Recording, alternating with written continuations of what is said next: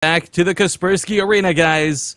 We're already halfway through it. Kind of makes me sad, but it means we're also getting closer to the better player. One of the better players, but all of our favorite players, I should say. We've already seen Gung Fu Panda, we've already seen Goody, and now we find the newcomer to dethrone, perhaps, I say with a question mark, the player in the top right corner of the map, the current king of this hill with 300 euro in his pocket, playing for what is now another 300 euro in this round. It is Millennium's ForGG. And you can find this fine gentleman on Twitter at ForGG1. And his opponent, the newcomer, it is the blue Protoss player, MaNa. Yeah, one of the awesome boys from Mouse Sports. You can also find him on Twitter at MaNa. Of course, that's Mouse with a Z, not with an SE. Or Z, I guess, because I'm going to sure have people yell at me for saying Z, as I always often do.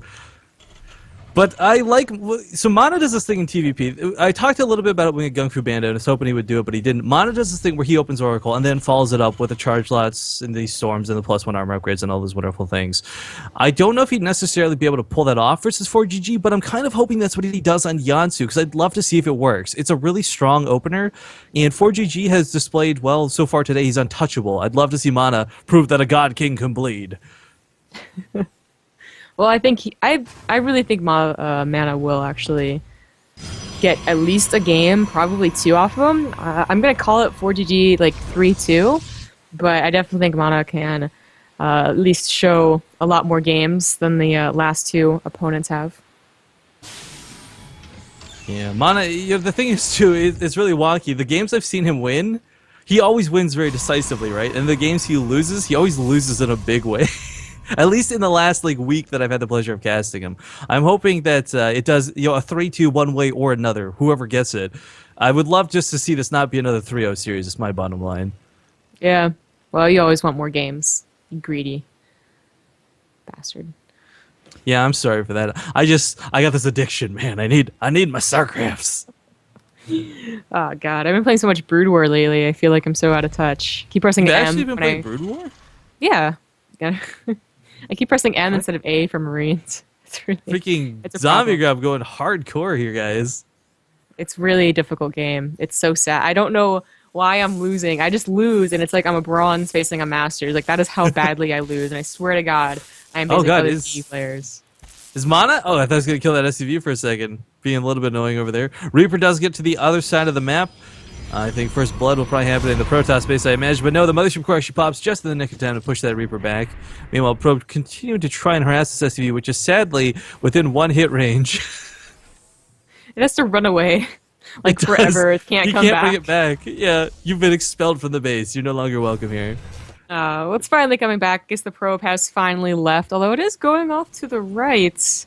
That might just be... I don't know if he's going to be able to... Proxies? Yeah, the Reaper's hunting for it. Like, he's looking for proxies, he's looking for the probe. Now sees it, so... There you go. Here we go. This is it, folks. This is everything. First blood. Okay, he delayed the command center a little bit. Nothing too crazy for ForGG. He didn't get any pylons up, sadly, so... I think even if he did, ForGG having pulled back as soon as he saw that Mothership core would have found the pylons anyways. I think so too. That might actually just been so the Reaper went back so far, didn't deal with it, but now it is coming back. It's going to jump right into the vision of the Mothership core. He's going to go suicide in. It is a time where you can see definitely what choice they're making, and hey, it's going to be a robotics facility. Yeah, this is not at all the way you typically see MaNa play, and I don't know if he's playing because he's a little worried ForGG knows how to read him or not, but not going for that Stargate opener. I'm very excited to see how he plays this out. The earlier, of course, robot facility, great for the observer, but we see Colossus coming out first. All right. So kind of fast Colossus. We've been seeing, of course, our last Protoss player got at least a Forge, and got a few units, but this is going to be pretty fast. It's going to be fairly effective against what ForGG is doing, which is, again, mostly Marines, but he's also going to do the medevac Widowmine drop as well. It's imperative, too, that MaNa remembers to go for Thermal Lance. Let's real talk about this for a second, because it's... Colossus are so good against Bio, but not if they are in range of them. Well, he hasn't started one yet. Well, of course, he has to finish, but I wonder if he's going to start one immediately or maybe wait a little bit and see like what he's up against because ForGG is starting to, starting to drop right now. He could also send all those Marines that he has forward and do like a double pronged attack. That happens a lot as well, but he might be too afraid of something secret coming. Might as well have his Marines back there just in case. We got anticipation from MaNa. Stalkers are kind of chilling, waiting for that medevac to come in. The observers across the map, sadly, and by making this Colossus, he's not going to be able to make an observer right away to deal with the Widowmine. So as long as MaNa's got good control, he'll minimize losses here, but he's probably going to lose a couple probes to the Widowmines, if not the Stalkers. He has 2 observers. He made sure to crank those 2 out. Oh, I don't know where the other one is, but it's not here right now, but it natural. should be close. Yeah, so it's at the natural. Shouldn't do too much. Oh my god, that's so risky! No, MaNa, no! Okay, he really makes that better than it could have been. That could have been really bad. Loses 3 workers to that hit. Okay, so for people, let's talk about this because I've actually gone through the unit editor and I've done this like 50 times over to see if you could. You cannot kill a Widowmine. Even if you start off surrounded on it, it will burrow before the last tick of a probe. Like it'll burrow with like 5 health type thing. So surrounding it is typically risky in and of itself. But with the 3 Stalkers, MaNa, he had the potential to kill it, just didn't have that full surround due to the mineral line. So awkward is what awkward does for sure. It was a very good, nice last second split though. Without that, that would have gotten like maybe 10 probe kills. That would have been pretty bad. As it is, it only got 7. That's actually still pretty good. Well, the Widowmine itself didn't get 7. It was like 7 between. Well, the no. range. Yeah. Yeah. No, the drop was not terrible by any means. And of course, the medevac is here on the left side of the map, a little bit weak from those Stalkers. MaNa's not going to let that happen again. I like how active he's being with the map right now. He does have a lot of presence. He's got the watchtowers. The top half of the map, at least, under his control. But, ooh, looks like this medevac will catch him a little off guard. He is getting 3 more gateways. He's now getting another one, actually. So he's going to go up to 5 gateways. This seems to be... it's not something that MaNa is actually looking to end the game with, but you definitely have to prepare, and that's exactly what ForGG is doing. He put down 3 bunkers as soon as he saw all the Protoss army moving out. They're not going to be done quite in time, though. I actually really like that he canceled that one, not because he was going to lose it, but because the Sim City is going to work against him more than it will work against MaNa, because MaNa is actually, as we see, choking the Marines and just mowing them down with the Colossus beams. Bunker's trying to repair, but it's not even going to kill the sentry in the end, and this is actually looking really grim for ForGG. 2 Vikings, 2 Pomp Outers, got a couple Marauders, but again, that Thermal Lance came out right away, so range is on the favor of these Colossi, and looks like he's going to back up a little bit, but this is not looking good. Our Terran player is not dead yet, but he's go. Wait, why is Gung Fu Bandit in here? That's a good question. Maybe he's casting with Moray. Maybe. Moray does often have a lot of players coming to cast with him, like Hero Marine and stuff, so I wouldn't be surprised. Gung Fu Bandit, of course, did play round 1, guys, if you're wondering why we're asking what is he doing in here.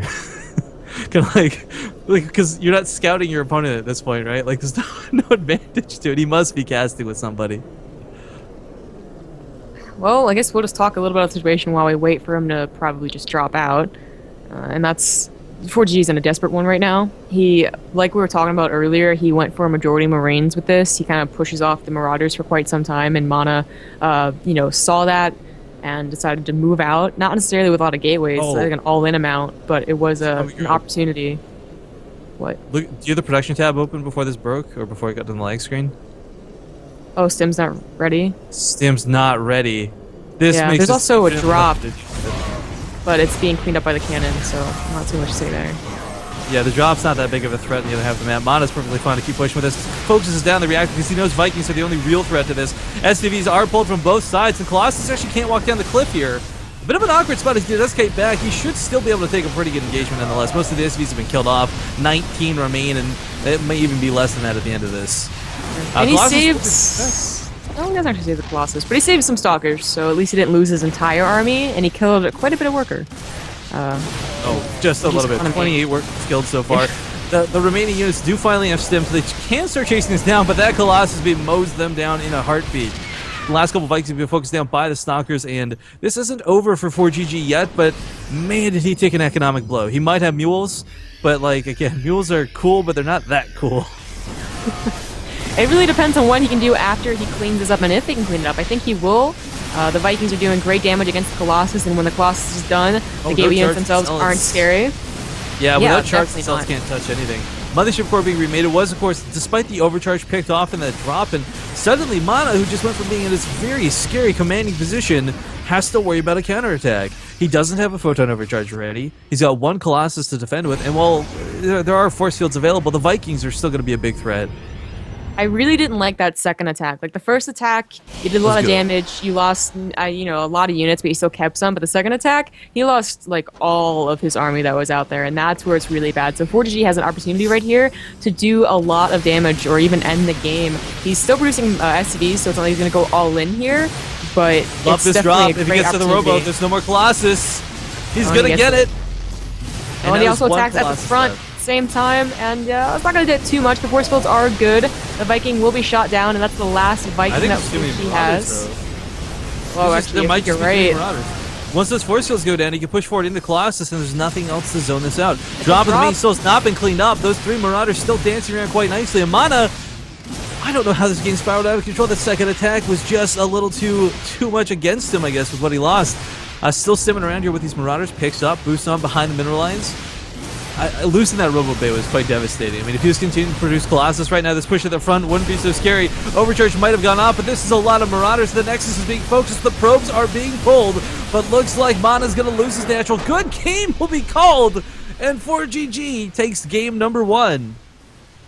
Oh, what you can do with a Terran army that's still intact versus not much of an army. Yeah, man, that was so scary. MaNa, like, literally at the lag out screen, that was like him being so far ahead to go to the loss. That's a weird thing to consider, but you know, ForGG would be the guy who brings it back from that sort of situation. It was just it was an overcommittal in that second attack. If he had imagine all those units that he lost right there. What was it, like 3 Stalkers, 3 Zealots, and a Colossus? I mean, maybe the Colossus wouldn't have survived because the Vikings would have chased it down, but those units would have helped against the drop, and you would have most of the units in the front, which would help against obviously the Nexus not dying at the natural. It would have been pretty different, and it would have been like dicey, like either way. But he probably would have survived, and if he survived, he would have the better economy, right? So he just couldn't survive.